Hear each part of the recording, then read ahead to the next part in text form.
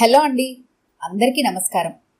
ఈరోజు మనం పి సుభాషిణి గారు రచించిన వ్యామోహం అనే ఓ చక్కటి కథని విందాం. ఇక కథలోకి వెళ్దాం.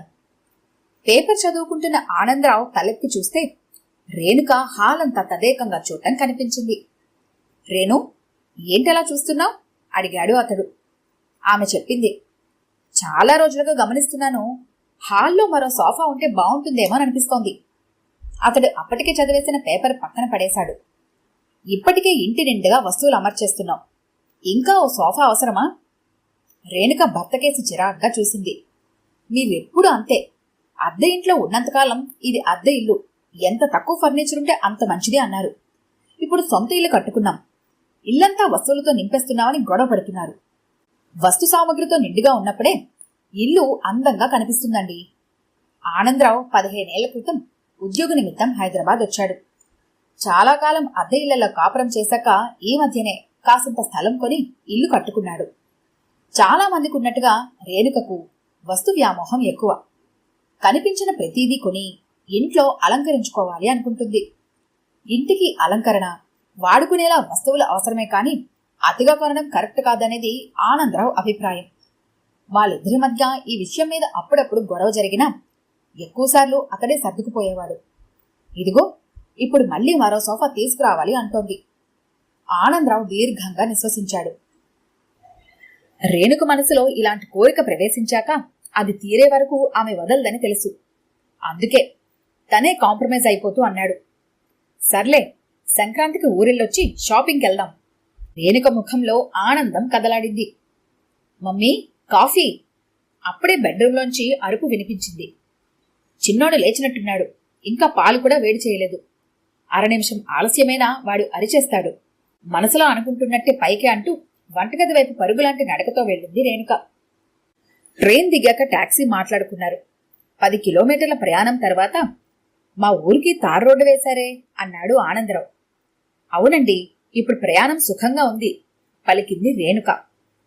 ముందు కూర్చుని ఉన్న ప్రదీప్, లాస్ట్ ఇయర్ మనం వచ్చినప్పుడు రోడ్డు పక్కన చెట్లు చాలా ఎక్కువగా ఉండేవి డాడీ, ఇప్పుడు కనిపించడం లేదు. వెనక్కి తిరిగి అన్నాడు. రోడ్డు వెడల్పు చేయడం కోసం కొట్టేసినట్టున్నారు. అభివృద్ధి పేరుతో పల్లెటూర్ల స్వచ్ఛతను కోల్పోవడం బాధాకరంగా అనిపించింది అతడికి. మరో 10 నిమిషాల ప్రయాణం తర్వాత కారు 1/2 ఎకరం మధ్యనున్న జమీందారీ కోట లాంటి ఇంటి ముందు ఆగింది. కారు శబ్దం వినగానే 70 ఏళ్ల ముసలావిడ మెల్లగా నడుచుకుంటూ వీధి గుమ్మం వరకు వచ్చింది. ఆనందరావు కారు డిక్కీలో నుంచి లగేజీ దించుకున్నాడు. అలికిడికి తల తిప్పిన అతడు ఆవిడను చూడగానే, అమ్మా, బావున్నావా అడిగాడు. అప్పటికే ఆఖరి సూట్ కేసు దించేయడంతో ఆమె దగ్గరగా వెళ్లి భుజం చుట్టూ చేతులు వేశాడు. రెండర్రా అందామే లోపలికి నడుస్తూ. 2 పిల్లలు, రేణుక లగేజీ చేత పట్టుకుని వెనక నడుస్తుంటే అతడు తల్లితో కలిసి లోపలికి అడుగులేశాడు. ఆ ఇంట సందడి మొదలైంది. మధ్యాహ్నం వరకు వందనమ్మ లేని ఓపిక తెచ్చుకొని పనిచేసిన భోజనాల తర్వాత నడుంవాల్చింది.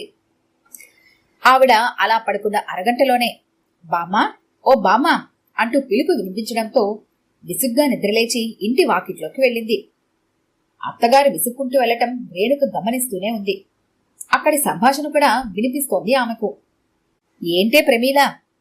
బామ్మా, రేపు వరికోత ఉందే, కాసింత పెద్ద బిందె కావాలి.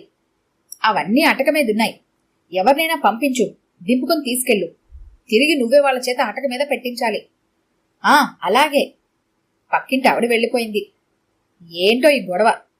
లంకంత కొంపలో ఈ 4 బళ్ళ సామాను సర్దుకోలేక కాపాడలేక చచ్చిపోతున్నాననుకో. వందనమ్మ కోడల పక్కనే వచ్చి కూర్చుంటూ పలికింది.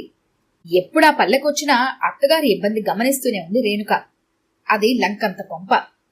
ఆ ఇంటిని చిమ్మి కడగాలంటే 1 గంట సమయం పడుతుంది.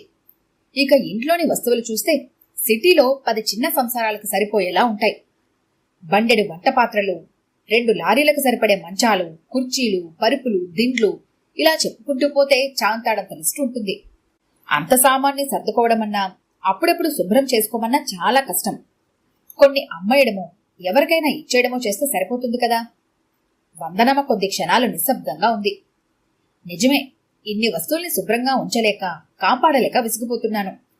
దేవుడి దగ్గర కాసింత సమయం గడపాలి అనుకుంటున్నాను. కానీ వస్తువులను సర్దుకోవటంలోనే ఎక్కువ సమయం గడిచిపోతుంది. అలాంటప్పుడు ఈ వస్తు సామాగ్రిని ముద్రించుకోవాలి అనిపిస్తుంది. మిమ్మల్ని హైదరాబాద్ తీసుకెళ్లమంటే మీరేమో ఓల్డ్ ఫర్నిచర్ అని, పనికిరాని వంట పాత్రలంటూ పట్టించుకోవడం లేదు. మీరన్నదే నిజమే. కుక్కర్లొచ్చాక రాగి పాత్రలతో అవసరమేముంటుంది? ఫిల్టర్ వాడుతుంటే కంచు బిందెలతో పనేముంటుంది? కాలానికి అనుగుణంగా ఇంటికి అవసరపడే వస్తు సామాగ్రిలోనూ మార్పు వస్తుందని తెలుసుకున్నాక మిమ్మల్ని ఒత్తిడి చేయలేదు. అలాగే ఎంతో ఇష్టపడి కష్టపడి కొనుక్కున్న వస్తువుల్ని అలా ఎవరికి ఉచితంగా ఇచ్చి పారేయలేకపోతున్నాను. రేణుక మనసుకు ఏదో తోస్తోంది. తను కూడా ఈ మధ్య వస్తు సేకరణ ఎక్కువగా చేస్తోంది. వయసులో ఉన్నప్పుడు ఆ వస్తువులను చూసి మురిసిపోతాం. వాటి కోసం ఎంతో సమయం వెచ్చించి అందంగా అమర్చుకొని సంబరపడిపోతాం. కానీ ఓ తరం కొన్న వస్తువుల్ని మరో తరం అంతగా ఇష్టపడదు. అందులోనూ నేటి తరం వారు ఎప్పుడు ఎక్కడ ఉంటారో. అప్పుడు ఒక తరం కొన్న వస్తువులు మూలన పడిపోతాయి. మూలన పడిన తమ శ్రమ చూసుకుంటే సంపాదించుకున్న వాళ్లకు గుండె తరుక్కుపోతుంది. ఇది నిజం. సిటీకి చేరిన వారం రోజుల తర్వాత కూడా రేణుక సోఫా గురించి ప్రస్తావించకపోవడంతో ఆనందరావు అడిగాడు. సోఫా అంటూ గొడవ చేసేదానివి, ఆ విషయమే ప్రస్తావించడం లేదేమిటి? ఇంటి నిండా అందంగా సామాన్ సర్దుకోవడం ఆనందమే. కానీ వయసొచ్చాక పిల్లలు దూర తీరాలకు వెళ్తే ఆ వస్తువులు సర్దుకోలేక వృద్ధులు పడే శ్రమ కూడా తెలిసొచ్చింది. అందుకే నాలో వస్తు వ్యామోహం నశించింది. వస్తు వ్యామోహం వార్ధక్యంలో భరించలేని కష్టమైతే వయసున్నప్పుడు భరించగలిగే అనవసర శ్రమ. ఎప్పుడైనా వస్తు సామాగ్రి మితంగా ఉంటేనే మనం సుఖంగా ఉంటాం. ఈ కథ కనుక మీకు నచ్చినట్లయితే లైక్ చేయండి, షేర్ చేయండి. మరిన్ని ఇంట్రెస్టింగ్ కథల కోసం మా ఛానల్ని తప్పకుండా సబ్స్క్రైబ్ చేసుకోండి.